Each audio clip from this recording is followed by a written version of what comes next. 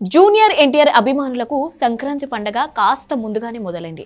New year సందర్భంగా విడుదలైన దేవర కొత్త పోస్టర్ ఫ్యాన్స్ లో కొత్త ఉత్సాహాన్ని నింపింది.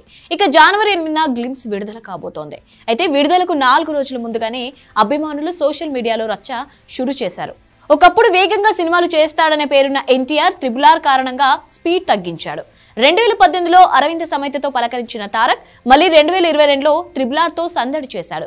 గత 6 ఏళ్లలో ఎన్టీఆర్ నుంచి 2 సినిమాలు రావడంతో ఆయన కొత్త సినిమాలను భారీగా సెలబ్రేట్ చేసుకోవాలని ఫ్యాన్స్ నిర్ణయించుకున్నారు. అందుకే దేవర గ్లింప్స్ విడుదలకు ముందే హడావిడి చేస్తున్నారు. వ్యూస్ పరంగా, లైక్స్ పరంగా సరికొత్త రికార్డులు సెట్ చేస్తామంటూ దేవర గ్లింప్స్ ని ట్విట్టర్లో ట్రెండ్ చేస్తున్నారు. ప్రస్తుతం ఈ హ్యాష్‌ట్యాగ్ ట్విట్టర్లో ట్రెండింగ్ గా ఉంది.